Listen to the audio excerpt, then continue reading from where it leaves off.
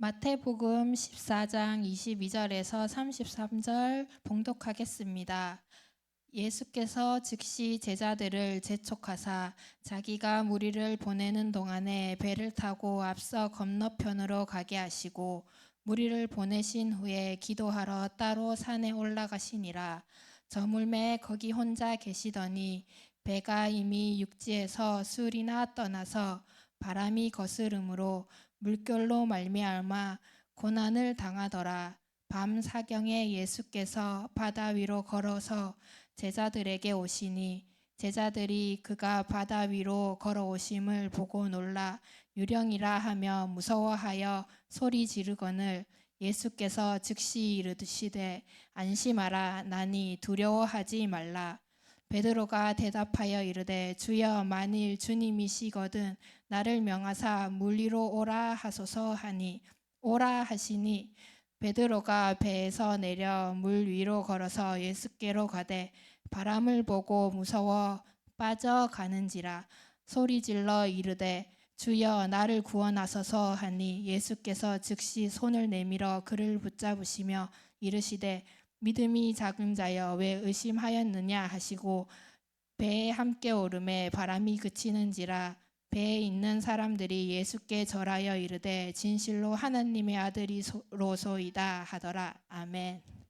본문에 보면은 이 예수님께서 오병이어의 역사를 일으키신 후에 제자들을 이렇게 재촉하셔서 자기가 무리를 보내는 동안에 배를 타고 앞서 건너편으로 가게 하시는 모습을 볼 수가 있습니다.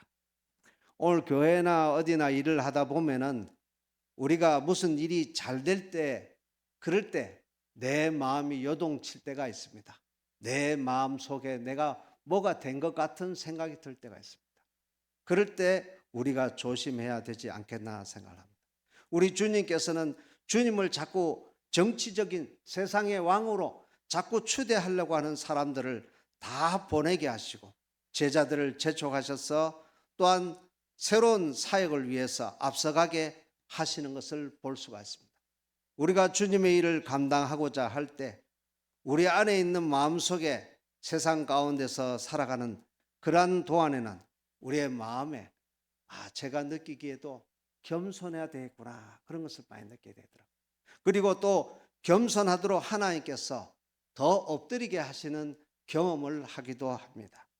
여러분들은 또 어떤 경험을 하시는지 모르겠지만 우리가 살아갈 때 하나님 앞에 더욱 겸손하게 엎드리면 하나님께서 더욱 은혜를 주실 줄로 믿으시기 바랍니다. 우리 주님께서 무리를 보내신 후에 기도하러 올라가십니다. 그래서 따로 산에 올라가시는데 저물매 거기 혼자 계시는 가운데서 계시는 것을 볼 수가 있습니다. 저희들이 청년 때 주암산에 올라가서 같이 기도하고 또 때로는 따로 기도하기도 했습니다. 어려운 일이 있을 때든지 좋은 일이 있을 때든지 기도하러 간 그 추억이 지금도 눈앞에 선합니다. 그런 가운데서 때로는 응답을 받든지 못 받든지 간에 하나님 앞에서 그 받은 사명을 가지고 참 일을 했던 기억이 납니다. 기도가 얼마나 중요한지 우리의 삶 가운데서 정말 기도를 빼놓고는 우리가 어떠한 일을 한다는 것은 정말 사무엘이 한 것처럼 기도하는 죄를 쉬지 않겠다 하는 말처럼 우리가 기도하지 않는다면 하나님 앞에서 죄가 아닌가 하는 그런 생각이 들 때가 있습니다. 예수님께서 제자들을 보내시고 난 다음에 기도하러 따로 산에 올라가셨습니다.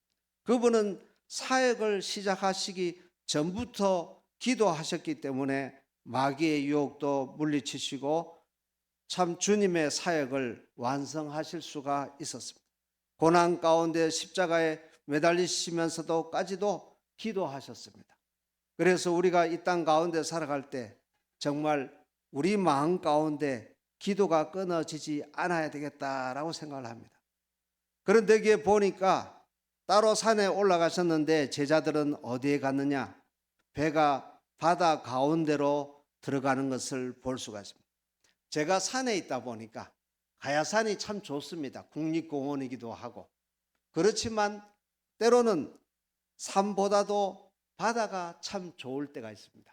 왜냐하면 산은 항상 보면 마을 앞에 이렇게 크고 웅대하고 보기에 좋지만은 가려 있기 때문에, 막혀 있기 때문에 때로는 답답함을 느낄 때가 있습니다. 그래서 확 트여 있는 바다로 가고 싶을 때가 있습니다. 그러나 오늘 이 본문에 보는 것처럼 우리가 바다로 들어갈 때 이 바다에는 쉬운 일만 있는 것이 아니라 풍랑이 기다리고 있는 것을 볼 수가 있습니다. 우리가 세상 가운데 살아갈 때 신앙인이지만은 우리의 앞길에 참 열심을 내는 가운데서도 때로는 우리 앞길에 험한 일들이 기다리고 있을 때가 있습니다. 그럴 때 우리가 참 누구를 불러야 되겠는가? 주님을 불러야 될 줄로 믿으시 바랍니다. 늘 세상 가운데서 살다 보면은 그러한 가운데서 참 주님이 와주시는 때하고 주님이 참 내 마음속에 정말 계시지 않고 때로는 응답하시지 않을 때는 얼마나 답답한지 모릅니다. 제가 옛날에, 지금은 뭐 옛날이라고 할 수 있을 만큼 수십 년 됐습니다만은 서울에서 내려와 가지고 제가 아버님이 사업을 하다가 형님에게 제가 그 한 10여 년 도와드리고 내려오기 전에 형님에게 아무런 조건 없이 드렸을 때는 그 사업이 흑자 상태였는데 넘겨드리고 난 다음에 좀 잘하려고 했지만은 그러나 그 어떤 미국에서 수입하고자 하는 완구라든가 여러 가지의 욕심이 나다 보니까 그만 부도가 나게 되었습니다. 그걸 제가 한번 일으켜 보려고 이 농공에서 몸부림친 적이 있었습니다. 그런데 그게 잘 안 되더라고요. 왠지 하나님께서 길을 막으시는지 그 가운데서 제가 하나님 앞에 무릎을 꿇게 되더라고요. 기도를 하게 되더라고요. 그리고 하나님 앞에 제가 어떻게 해야 됩니까? 빛은 점점 차올라오는데 하나님 앞에 기도하지 않을 수 없어서 제가 어떻게 해야 됩니까? 라고 하니까 제가 학생 시절에 이사야를 부르시는 것처럼 그 중등부 시절에 수련회 때 하나님 앞에서 누가 참 나를 위하여 갈고라고 하신 말씀을 하실 때에 제가 여기 있나이다 나를 보내소서 하시던 그런 이사야의 말을 제가 했던 것을 기억하면서 하나님 앞에서 하나님 제가 가야 됩니까?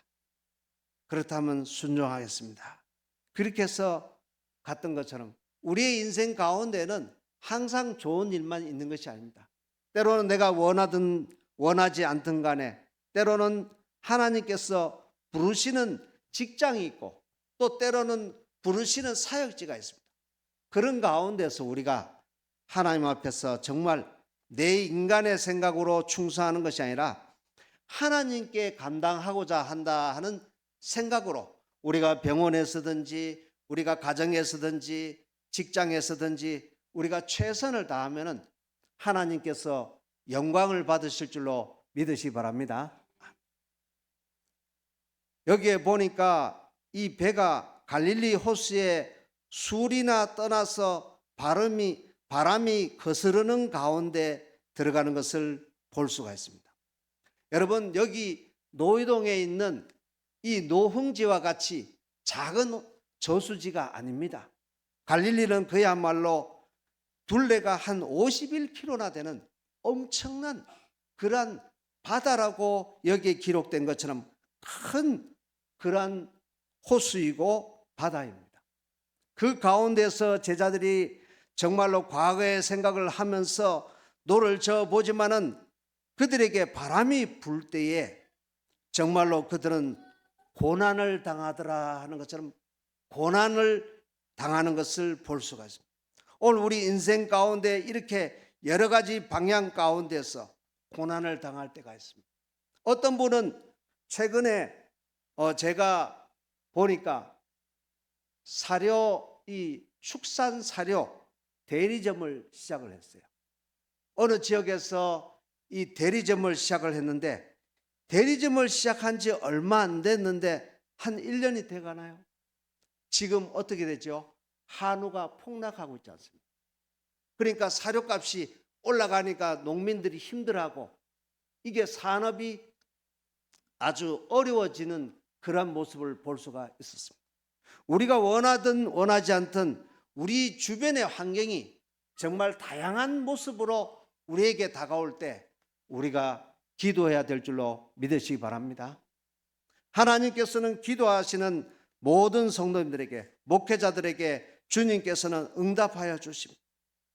그런데 여기에 보니까 제자들이 이 놀라운 경험을 하게 되는데, 이 밤에 예수님께서 바다 위로 걸어서 제자들에게 오시는 놀라운 경험을 하고 있는 것을 볼 수가 있습니다.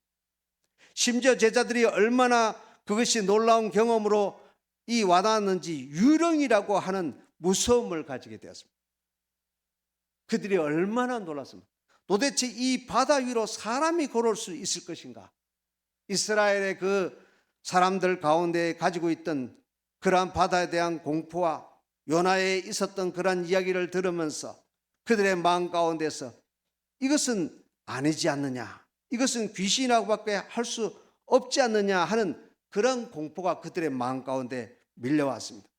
그런데 저는 오늘날 보면은 유령보다 더 무서운 게 요즘 뭐 같습니까? 요즘 말씀을 크게 안 하시는데 겸손하게, 유령보다 더 무서운 게 사람인 것 같더라고요. 요즘 사람들이 고삐가 풀려 있어요.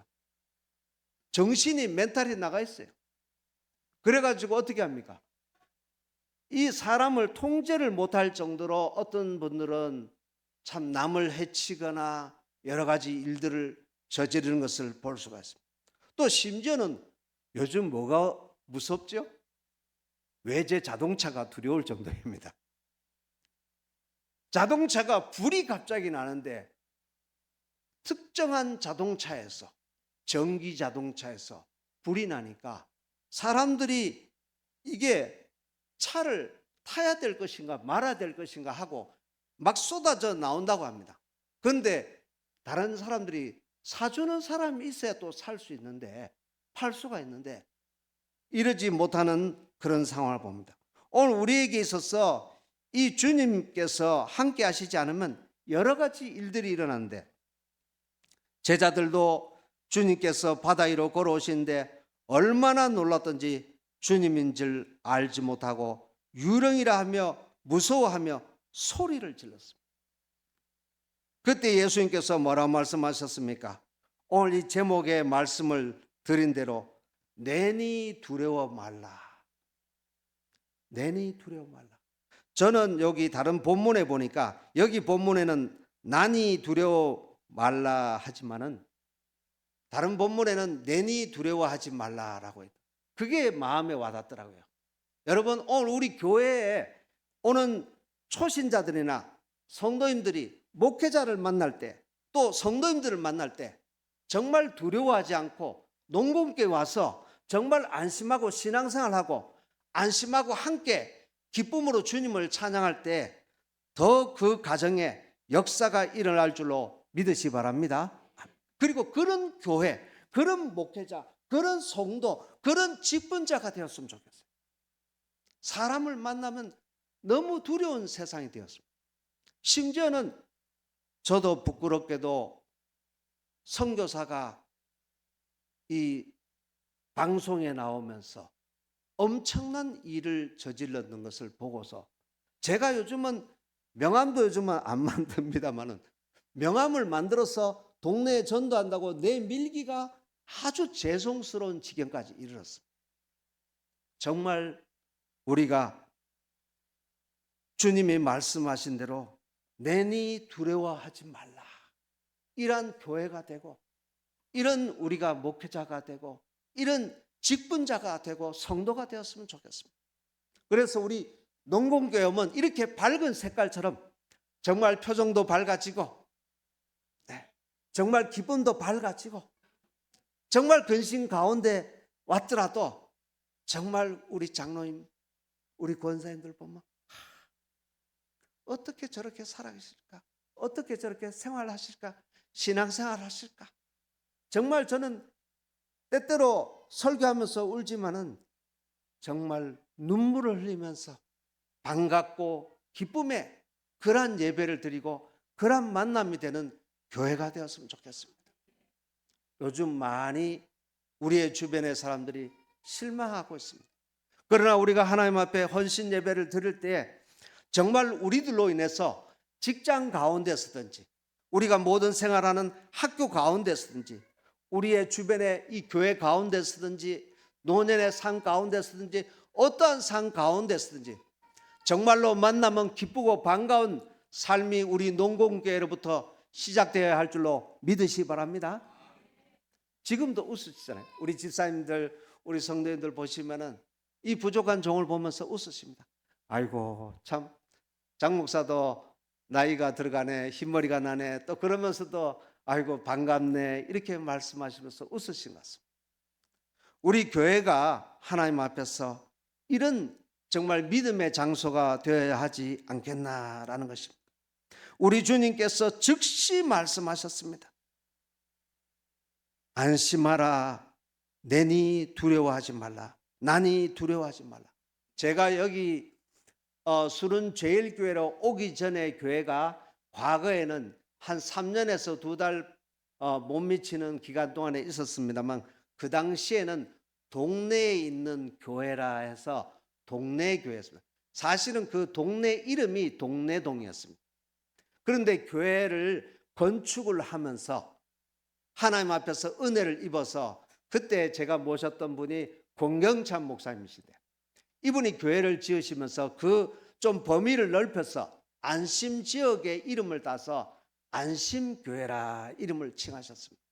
그래서 제가 참 그 이름이 마음에 와닿더라고요.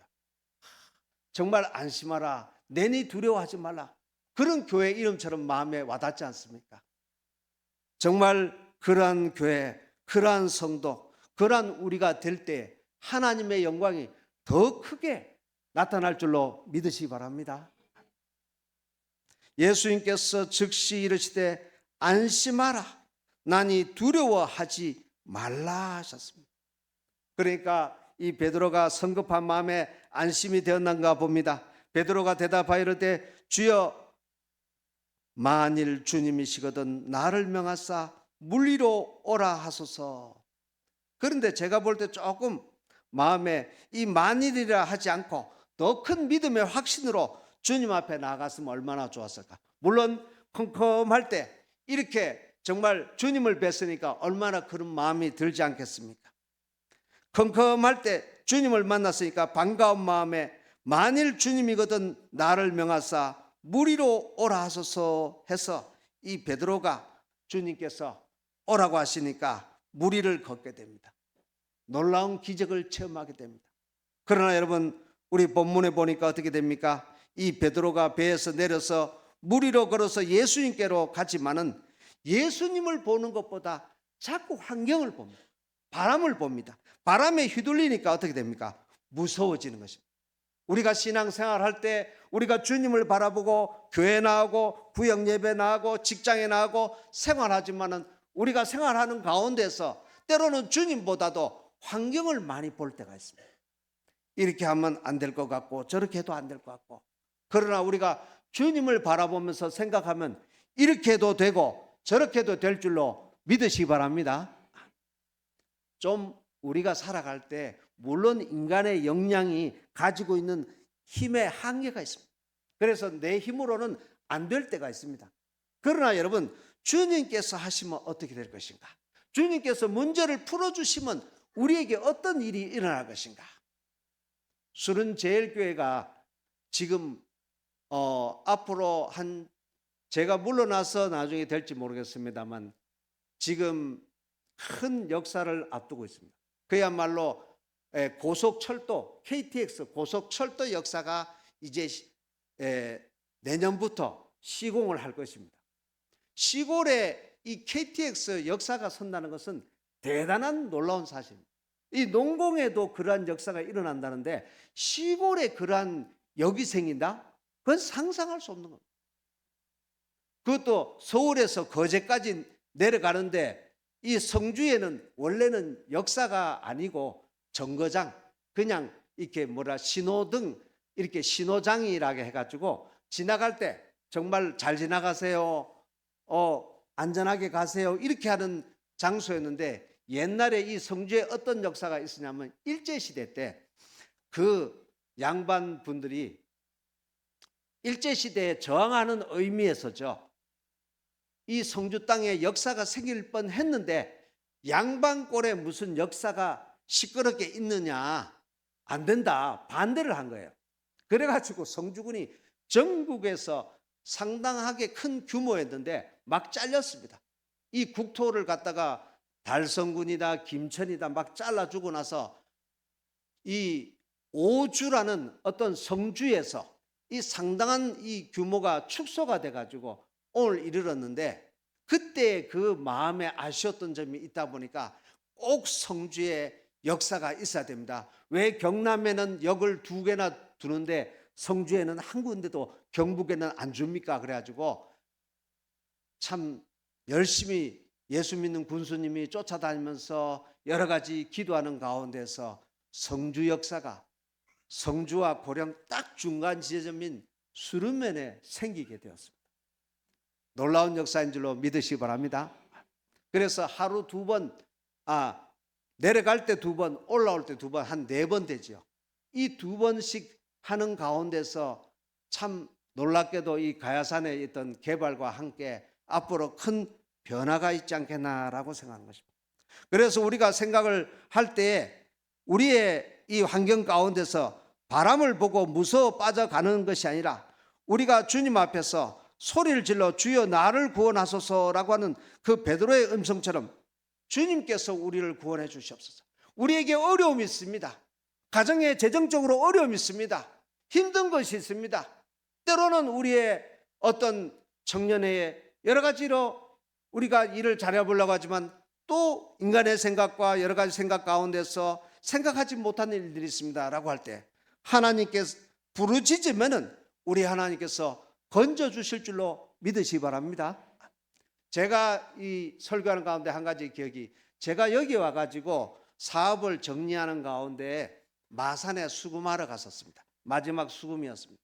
그때 차를 몰고 큰딸 하나를 이렇게, 그때는 자녀가 하나였는데 데리고 갔다가 오는데 그 전날 밤에 무슨 꿈을 꿨냐면, 제가 그때 참 집이 그 농공에 그 당시에 빌라가 공사 중이었기 때문에 제가 처가살이를 할 때였는데 그 문창살 바깥에서 갑자기 앞도 뒤도 없이 시커먼 유령 같은 게 덮칠 때 있었습니다.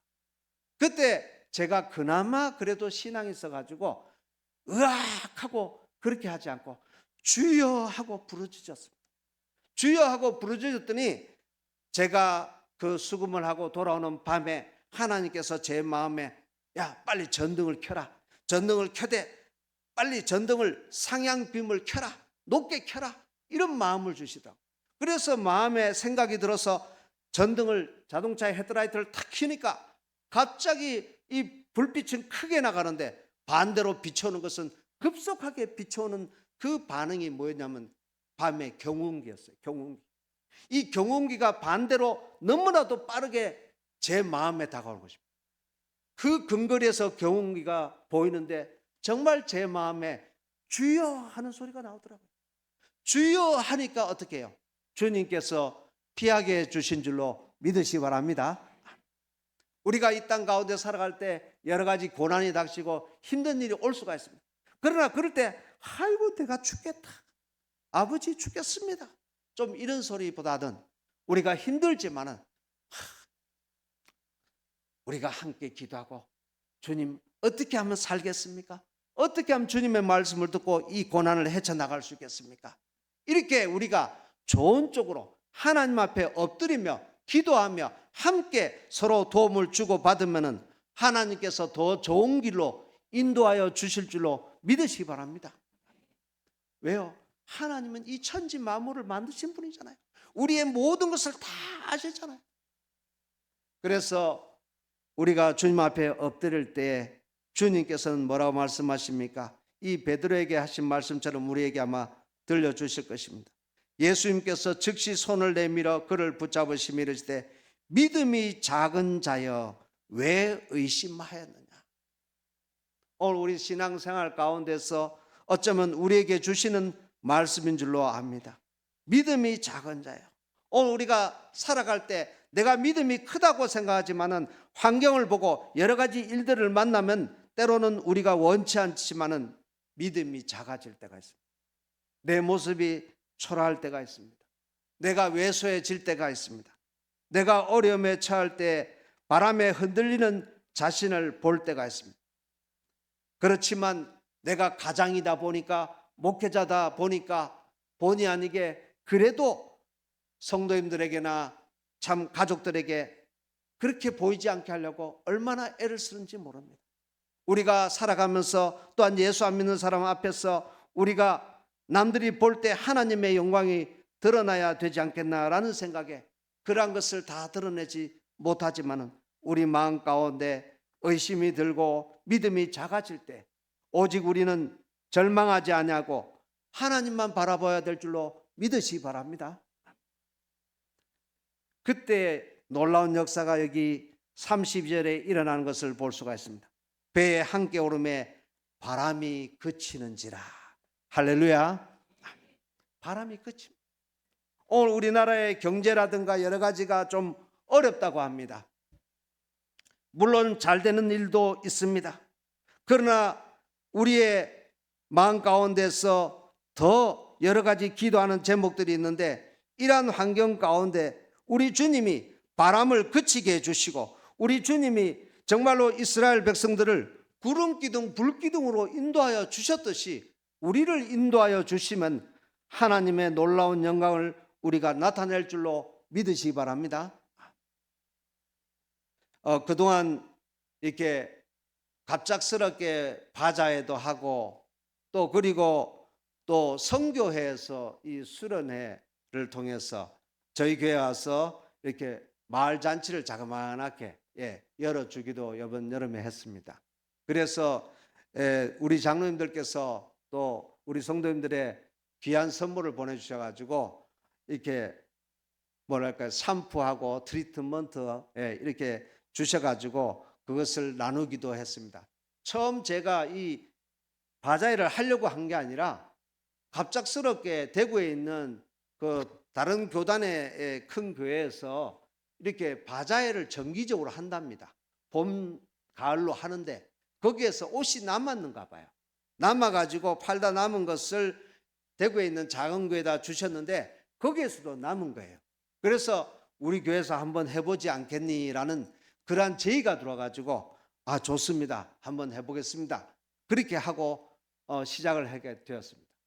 그래가지고 저희가 그 가운데에서 또 우리 각 교회에서 또 보충해 주신 그런 물건들을 통해서 하나님 앞에 영광을 돌리면서 처음에 했는데 우리가 그 의논하는 가운데 저희들이 이 뭐 1,000원, 2,000원 이렇게 저렴하게 해서 동네 분들한테 팔 수도 있지만 그것보다는 우리가 이번에 처음인데 그냥 주자.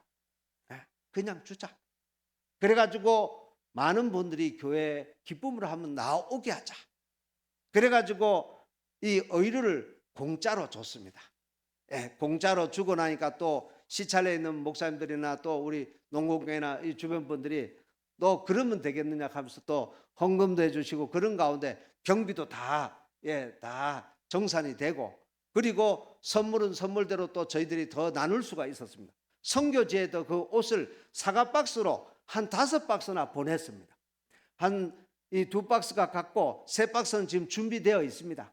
그래서 다 나갈 예정이고 또 이 남은 옷을 주변에 이웃교회, 다른 교단이지만은 다른 이웃교회에 또 보냈습니다. 그랬더니 그 목사님이 의기소침해 있고 힘들어하다가 동네에 이 옷을 통해서 공짜로 주면서 전도를 하니까 얼마나 신이 나신지 그 전날 가져가셨던 게 모자랐는지 더 달라는 거예요. 더 달라는 거예요.